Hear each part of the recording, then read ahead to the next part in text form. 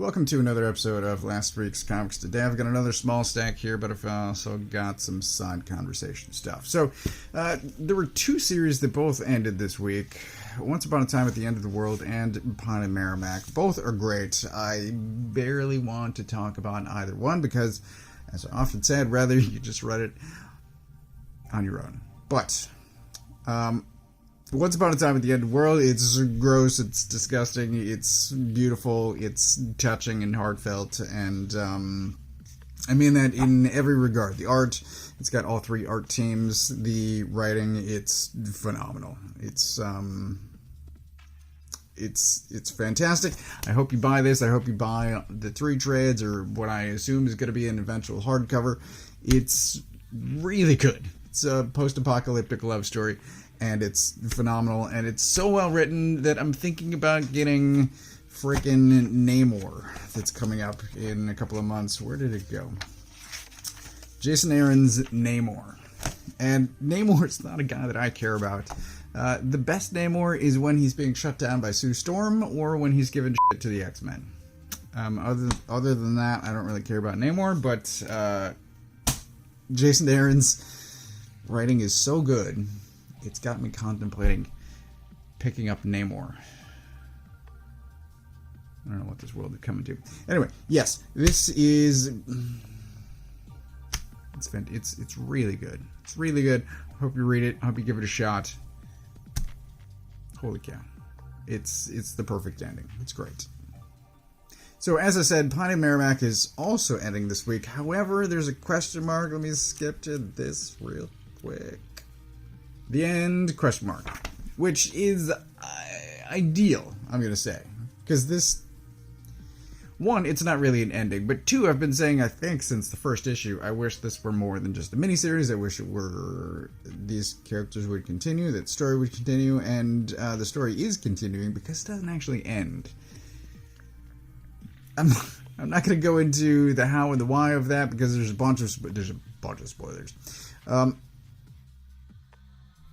Last issue, I believe it was last issue, might have been issue 3, they introduced a bit of the supernatural into this world, into what had been a very grounded yet comedic leaning crime small town. It's weird. Small town, but there's a lot happening. A couple of sex clubs. One of them was kind of a cult. The other one's furry leaning. Anyway, there's a lot packed in here. It's fantastic. The art's gorgeous. I have wanted this to continue for a long time. It's also much like this. It's beautiful and devastating, and it's equally phenomenal. I will be getting a trade of this. And we'll be keeping my fingers crossed that this continues because it needs to. As I said, it's great, and it's also not an ending. It's a tiny bit frustrating, but also the story development is good, and I'm running out of things to say because I'm keeping everything so extremely vague. If there's a new series, I'll go into spoilers for the first one. Golgotha Motor Mountain. This book is nuts. Let's just acknowledge that. Alright, so there were preview pages that came out before the weekend before this hit the stands.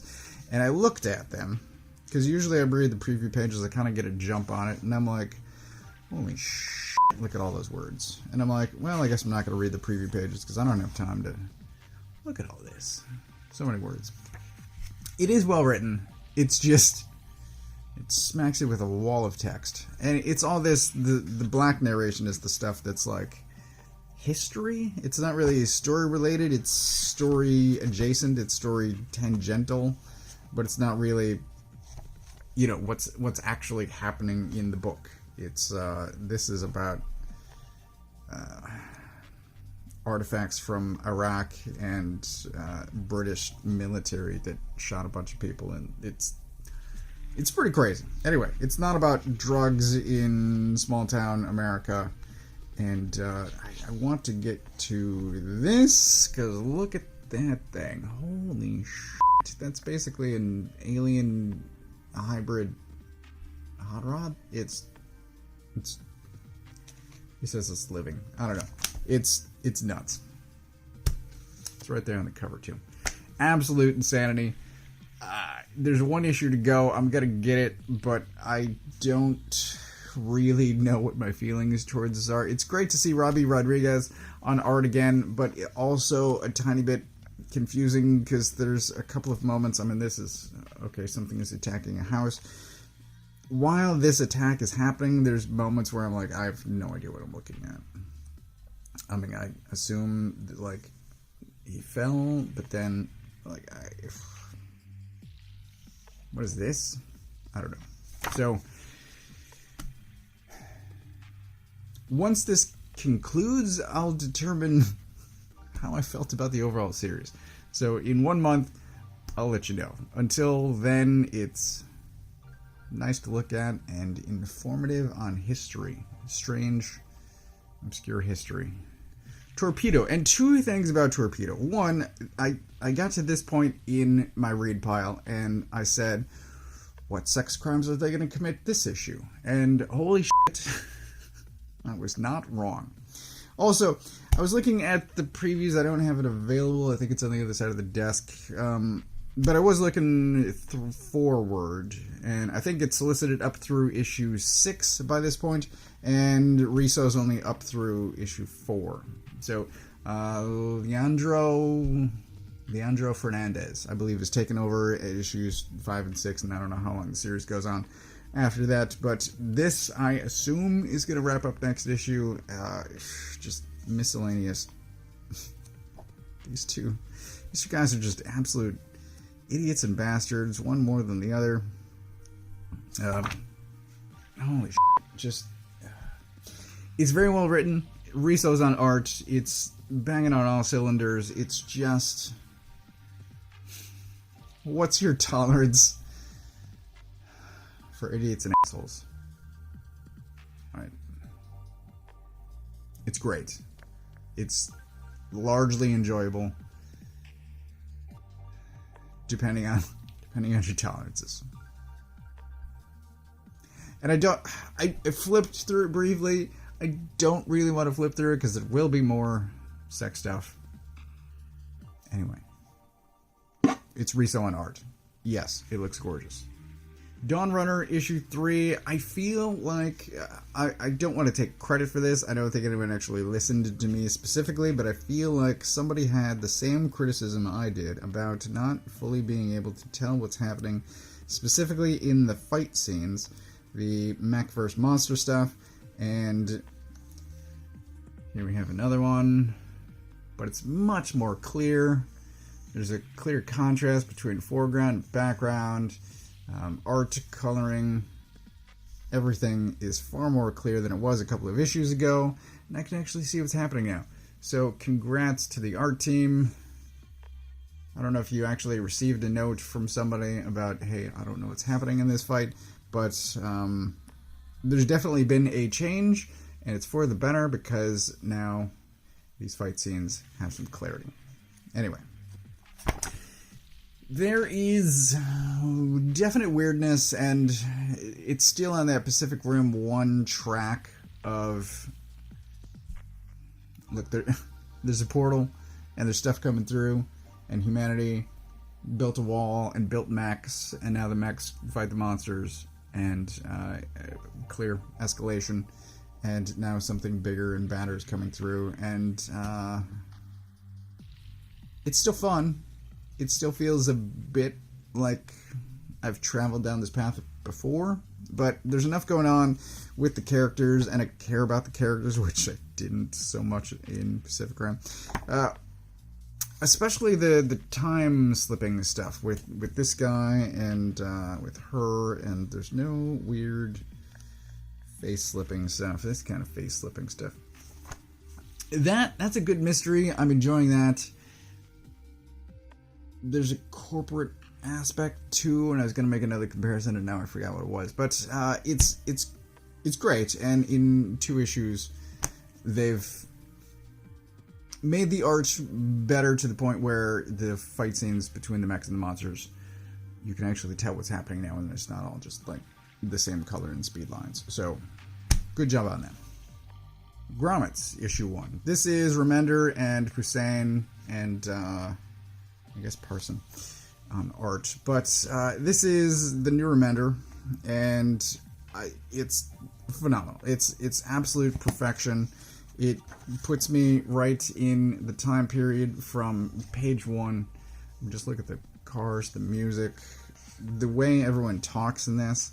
There's a kid in here who I gave a mental voice of Dermot from this kid right there. I gave him the mental voice of Dermot from Venture Brothers, and turns out I was correct to do so, because holy shit, this guy talks some shit. Oh man.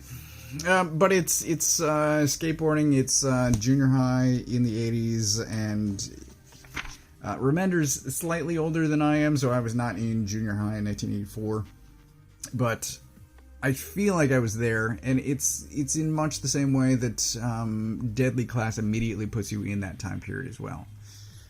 Even though, again, my personal timeline is slightly off compared to Remender's, but the craft is so well done that I'm transported back there successfully. There's no... It's just incredibly well done. Both the writing, the art, all of it. This is a 7-issue miniseries. I've already signed up for all of it. It's phenomenal. I don't know where the story is going for the next 6 issues. There is a phenomenal, borderline gross ending, and it's just really well done. Really well done. Hope you check this out. This is, I believe, Pick of the Week.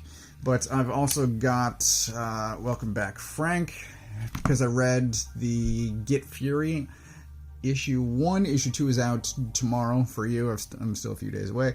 But, yeah, I hadn't read any of the Garth Ennis Punisher stuff, and Get Fury was so good that I went to the comic shop and said, hey, can you get me some more of this? And they go, what, you've never read Welcome Back, Frank? And I go, no.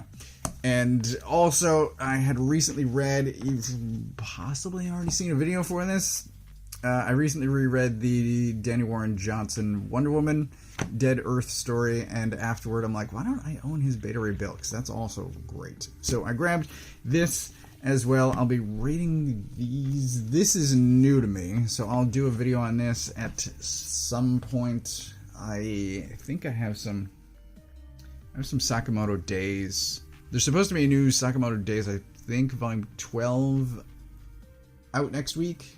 So I need to find volume 11. Oops. And then read some Sakamoto Days, and then this, and I've got something else that I started. But I want to talk about this real quick. One last thing. Just because I tore this page out and it was under Namor. This seems like it would be right up my alley. It's Tom King. It's Authority. Jenny. I'm a big fan of Jenny. But this shirt annoys me so much, I can't look at it. So, they've lost me before it's even out. God, I hate that design. It is the stupidest looking thing. Anyway, that is everything that I got this week. As always, I get my books from a local comic shop. I'm grateful that so much of this is so phenomenal this week, but Grommets is my pick of the week. If you don't know where your local comic shop is, you can use this URL to find the one closest to you. Thanks for watching.